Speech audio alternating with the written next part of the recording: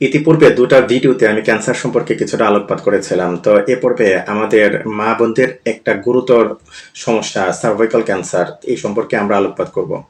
প্রিয় দর্শক, স্বাগত আপনাদের। আমি দেলোয়ার জাহান ইমরান, হোমিওপ্যাথিক ডক্টর এবং প্রাইভেট প্র্যাকটিশনার। আমাদের শরীরের বিভিন্ন জায়গায় যে ক্যান্সারগুলো ডেভেলপ করে থাকে, তো এই ক্যান্সারগুলোর কি কারণে ডেভেলপ করছে বা এর পজিটিভ এজেন্ট কি বা এর যে ঝুঁকি রয়েছে, তো এই বিষয়গুলো যেরকম আমাদের জানা দরকার। এই ক্যান্সারের যে চিকিৎসা ব্যবস্থা রয়েছে, খুব সহজে আমরা কিভাবে চিকিৎসা ব্যবস্থাটা আমরা ফলো করতে পারি এবং অর্থনৈতিক অবস্থাটা বিবেচনা করে, অর্থাৎ খুব কম খরচে কিভাবে ক্যান্সারের চিকিৎসা আমরা নিতে পারি, তো এই বিষয়গুলো সম্পর্কে আমরা বেশি জোর দিব। কারণ হলো, ক্যান্সারে যখন মানুষ আক্রান্ত হয়ে যায় তখন দেখা যায় যে তাদের অনেকেরই হিতাহিত জ্ঞান পর্যন্ত থাকে না। এটা একটা আতঙ্কের নাম। যখনই কোনো ফ্যামিলিতে ক্যান্সারে কেউ আক্রান্ত হয়, দেখা যায় যে ফ্যামিলির সবাই কিন্তু আতঙ্কগ্রস্ত হয়ে পড়ে যে একটা মরণ ব্যাধি ধরলো, তার চিকিৎসা কি হবে বা কিভাবে গেলে চিকিৎসাটা সে পাবে। তো দেখা যায় যে ক্যান্সারের চিকিৎসাগুলো আমরা যেভাবে ট্রেডিশনালি নিয়ে থাকি, বিভিন্ন হসপিটালে যায়, ডাক্তার দেখায়, দেখা যায় যে জটিলতাপূর্ণ এবং বেশ ব্যয়বহুল। এই কারণে কিন্তু মানুষ আতঙ্কগ্রস্ত হয়ে পড়ে। এটা হলো একটা বিষয়। আরেকটা বিষয় হলো, ক্যান্সার হলে মানুষ মৃত্যুবরণ করবে, অর্থাৎ একটা মরণ ব্যাধি।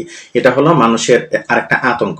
কিন্তু আপনাদের জেনে রাখা ভালো, সবসময় সব ক্যান্সারেই কিন্তু আপনার একেবারে মৃত্যু ঝুঁকি নিয়ে আসবে, বিষয়টা কিন্তু তা নয়। বহু ক্যান্সারের রোগীরা কিন্তু আবার সার্ভাইভ করছে, তারা ভালো হয়ে যাচ্ছে, কেউ আবার ওষুধের মাধ্যমে ভালো থাকছেন, সে ক্যান্সারে কিন্তু মারা যাচ্ছে না। তো যাই হোক, আজকে সার্ভাইকাল ক্যান্সার নিয়ে আমি কথা বলছি। এটা মূলত আমাদের মা বোনদের হয়ে থাকে সার্ভাইকাল ক্যান্সার, অর্থাৎ মহিলাদের সার্ভিক্সে জরায়ুর মুখে যে টিউমার ডেভেলপ করে থাকে তাকে আমরা জরায়ুর মুখে টিউমার বা সার্ভিক্যাল টিউমার বলছি, এবং সেখানে যে ক্যান্সার ডেভেলপ করছে সেটাকে আমরা সার্ভিক্যাল ক্যান্সার বলছি। তো যে সকল ক্যান্সার মহিলাদের মধ্যে হতে দেখা যায়, তার মধ্যে কিন্তু সার্ভিক্যাল ক্যান্সারের ঝুঁকিটা সবচেয়ে বেশি থাকে।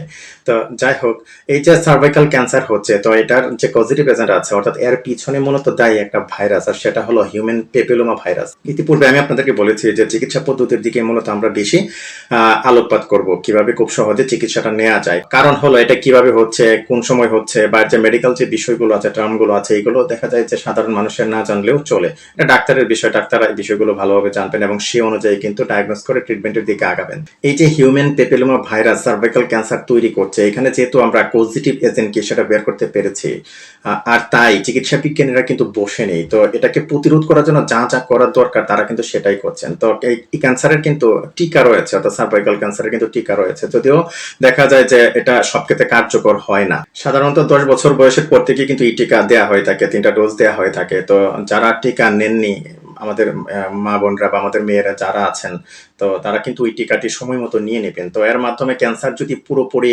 ঝুঁকিমুক্ত নাও করা যায়, যে ক্যান্সার হবে না এরকম ঝুঁকিমুক্ত নাও করা যায়, তারপরেও দেখা যায় যে অনেকের ক্ষেত্রে কাজ করছে, আবার কারো কারো ক্ষেত্রে কাজ করছে না। তার চেয়ে বরং চিকিৎসাটা নেওয়াই ভালো, অর্থাৎ এই যে টিকাটি রয়েছে সার্ভাইকাল ক্যান্সারের, টিকাটি নিয়ে নেওয়াই কিন্তু ভালো। আপনারা জেনেছেন যে হিউম্যান পেপিলোমা ভাইরাস এটি মূলত সার্ভাইকাল ক্যান্সারের জন্য দায়ী। তো এটা কিভাবে ছড়ায়, তো অলরেডি আপনারা বুঝেই গেছেন যে এটা কিন্তু সহবাসের মাধ্যমে ছড়াবে। যারা বহুগামী তাদের মধ্যে মূলত এর ঝুঁকিটা সবচেয়ে বেশি থাকে। রোগটি আমরা সাধারণত দেখি যাদের বয়স 35 অথবা যাদের বয়স 50 ক্রস করেছে, তো তাদের মধ্যে কিন্তু এটা হতে আমরা বেশি দেখছি। তো যখন হয় তখন মূলত তার মধ্যে কিছু লক্ষণ এবং উপসর্গ কিন্তু তৈরি করে। তো যেহেতু এটা জরায়ু কেন্দ্রিক, অর্থাৎ জরায়ুর মুখে হচ্ছে, তো বুঝতে পারছেন প্রজনন তন্ত্রে কিছু লক্ষণ উপসর্গ প্রকাশ করবে আমাদের মা বোনদের। এখানে দেখা যায় যে তাদের যে মাসিক রয়েছে, মাসিকে একটা অনিয়মিত ভাব তাদের চলে আসবে, 2 ঋতুর মাঝামাঝি তাদের ব্লিডিং হবে, কিছুটা হলো ব্লিডিং হবে। কারো কারো ক্ষেত্রে দেখা যায় যে মাসিকের সময় রক্তের পরিমাণটা, অর্থাৎ ব্লিডিংটা খুব বেশি হচ্ছে।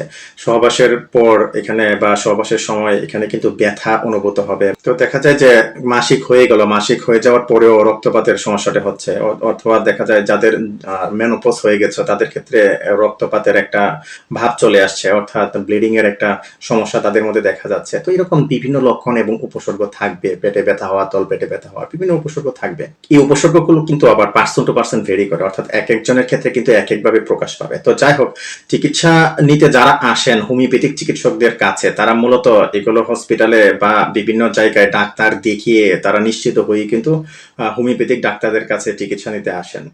তো এই ক্ষেত্রে যে ট্রিটমেন্টটা দেওয়া হয়ে থাকে, অলরেডি আপনারা জেনেছেন যে সার্জারি করা হয়ে থাকে। অ্যালোপ্যাথিক ট্রিটমেন্টে মেডিসিন প্রয়োগ করে যে ট্রিটমেন্টটা দিয়ে এটাকে সারানো যাবে, বিষয়টা কিন্তু তা নয়। কেটে ফেলে দেওয়ার কিন্তু ট্রিটমেন্টটা করা হয়ে থাকে, যেটাকে আমরা সার্জারি বলে থাকি।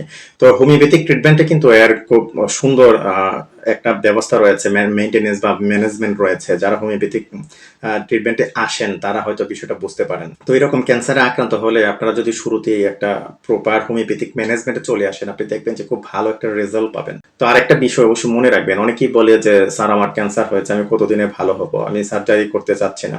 অনেক সময় দেখা যায় যে সার্জারি করার পরেও রোগী কিন্তু বেঁচে থাকতে পারছেন না, এটা কিন্তু আরো বাড়ছে, জটিলতা আরো বাড়ছে, সারা সব জায়গায় ছড়িয়ে যাচ্ছে, এরকম কিন্তু সমস্যা দেখা যায়। তো ওই অবস্থায় যখন হোমিওপ্যাথিক চিকিৎসা নিতে আসে তখনও দেখা যায় যে অনেকে সেই ক্যান্সার থেকে সেরে উঠেছেন। তো এরকম নজির বা এরকম কেস আপনারা হয়তো আপনাদের আশেপাশে অনেকের কাছ থেকে শুনে থাকবেন বা আপনারা দেখে থাকবেন, তো এটাই স্বাভাবিক। তো যখন এরকম ক্যান্সার হবে অবশ্যই আপনি হোমিওপ্যাথিক চিকিৎসা নিলে যে চিকিৎসা খরচটা আছে সেটা কিন্তু অ্যালোপ্যাথির তুলনায় কিছুই না, একেবারেই কম। দ্বিতীয়ত হলে ওষুধের কিন্তু কোনো পার্শ্ব প্রতিক্রিয়া নেই। তো এছাড়া দেখা যায় যে আপনি অন্য জায়গায় ট্রিটমেন্ট নিচ্ছেন, অ্যালোপ্যাথি ওষুধ খাচ্ছেন, এর সাথেও কিন্তু আপনি হোমিওপ্যাথিক ওষুধটা খেতে পারবেন বা হোমিওপ্যাথিক ট্রিটমেন্ট আপনি নিতে পারবেন। তো এর মাধ্যমেও দেখবেন যে আপনি ধীরে ধীরে সুস্থ হয়ে ওঠার একটা চান্স থাকে। আরেকটি বিষয় যেটা আমি বলছিলাম সেটা হলো, অনেকেই এসে বলেন যে আমি কতদিনে ভালো হবো। একটা বিষয় চিন্তা করুন যে কিছু কিছু রোগ আছে যেগুলো খুব জটিল অবস্থায় থাকে, কতদিনে ভালো হবেন এটা কিন্তু কোনো চিকিৎসক আপনাকে বলতে পারবে না। আপনি যদি থেরাপিতে যান বা কেমোথেরাপি আছে, রেডিওথেরাপি আছে বা সার্জারিতে যান, কোনো চিকিৎসক কিন্তু আগে থেকে আপনাকে বলতে পারবে না যে আপনি কতদিনে ভালো হবেন বা আদৌ রোগটা সারবে কি না। এখানে মূলত অ্যালোপ্যাথিক ম্যানেজমেন্টের চিকিৎসার যে পদ্ধতি আছে বা চিকিৎসার যে ধারাটা আছে সেটা কিন্তু ফলো করা হয়ে থাকে, যে এভাবে চিকিৎসাটা দেয়া হয়। তো চিকিৎসা নেওয়ার পর বোঝা যায় যে কোন কোন দিকে যাচ্ছে বা ভালো হওয়ার যে রেশিওটা বা ভালো হওয়ার যে হারটা, তখন সেটা কিন্তু বোঝা যায়। চিকিৎসক কিন্তু তখন বোঝেন এবং সে অনুযায়ী কিন্তু চিকিৎসাটা আগান। ঠিক তেমনি ভাবে হোমিওপ্যাথিক ট্রিটমেন্ট নেওয়ার পর যে বিষয়টা বোঝা যায় সেটা হলো, এখানে রোগীরা বুঝেন যে তারা ধীরে ধীরে ভালোর দিকে যাচ্ছেন।